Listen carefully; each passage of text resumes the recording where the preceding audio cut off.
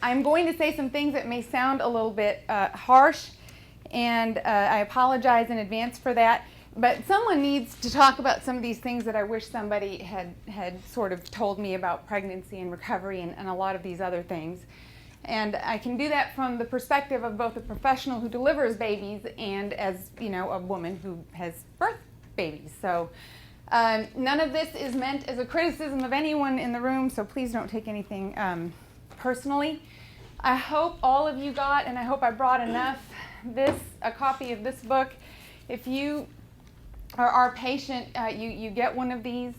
And this is the pregnancy and childbirth month by month that's put out by the American College of Obstetricians and Gynecologists. There are definitely other wonderful resources out there, what to expect while you're expecting. But this is kind of the standard of care that we're held to. So this is the reference that we use, and I am going to use it a little bit tonight. You should also have gotten some of these little tabs. If you didn't, if you want, you can mark some of those pages that I reference if you want to. I also want to say, have a disclaimer. I do not endorse, I don't have stock in any of the products that I'm going to talk about tonight. These are just simply the things that, as time's gone by and we've tried different things, the stuff that I personally like, and so I'm just passing that on as a little bit of wisdom to all of you. All right. Woo. I'm going to start this around now because it'll take a while to get around. This is actually a poster, you can see it's well worn, that I made for another talk. And it kind of chronicles the early years of my motherhood and sort of my own struggles with a lot of the stuff that we're going to talk about. If I weigh in the morning, 122, and if I weigh in the evening, 125, and I know I sound obsessive, but what you need to know is this picture right here, and that's about what I weighed in college, maybe a little bit more. That's 190 pounds. So I want you to look at that because I've been there. I haven't, you know, I've had to make this journey. So there you go. Y'all can peruse that while we're getting going. Ooh, goodness. Okay, so why should we care about fitness and pregnancy? Three main things. It helps us control and maintain a healthy body weight and a healthy amount of weight gain during the pregnancy, and we're going to talk in more detail about what the definition of that is in just a little bit.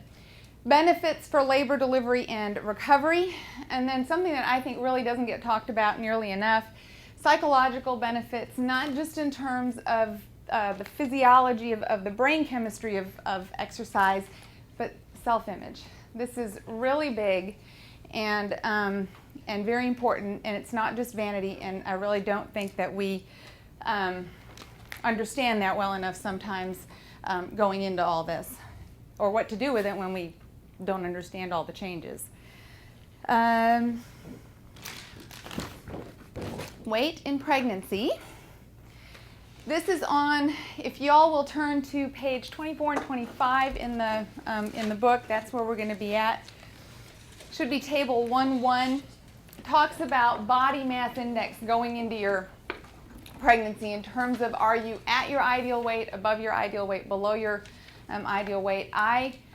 It's a measure that we use. It's height and body surface area, and unless Gay has some nice little conversion table somewhere and we all want to pop on a scale, we're not going to get, no, it's okay.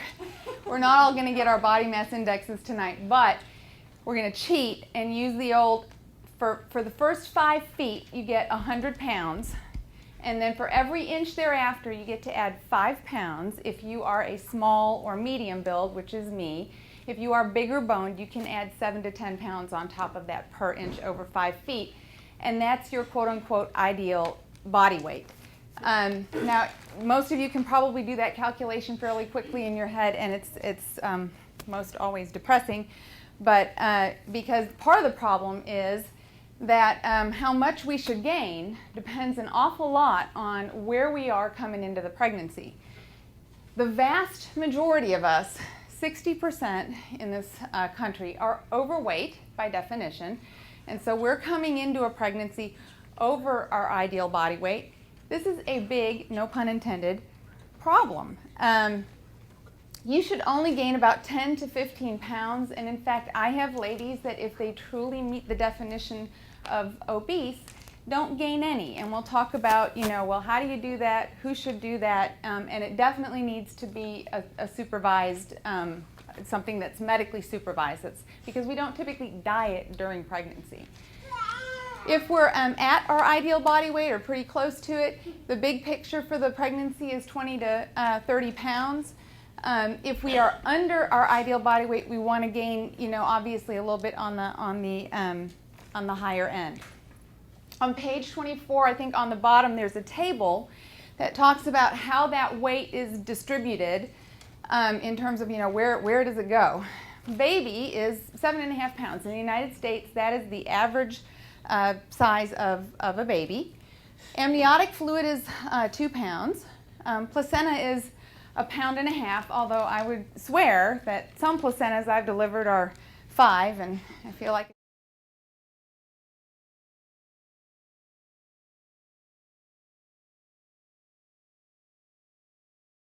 2 pounds, and yes, the men really do like that part.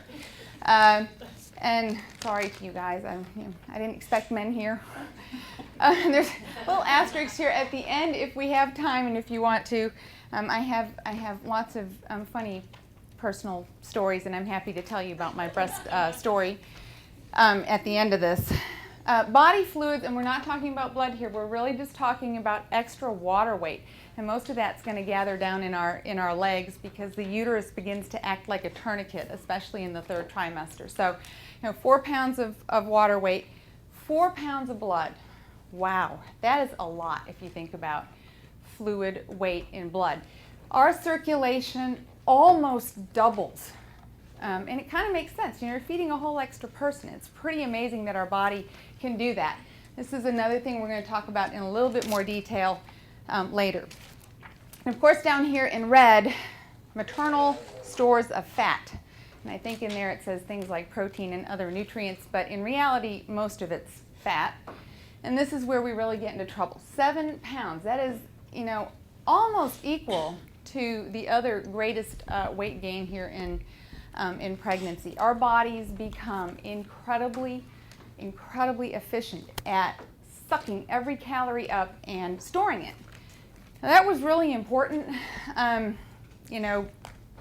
probably about a century ago when life was hard and food was not plentiful and we really needed that. Regrettably, in this day and age, that is a little bit of a detriment to us now because the vast majority of us gain too much weight in pregnancy.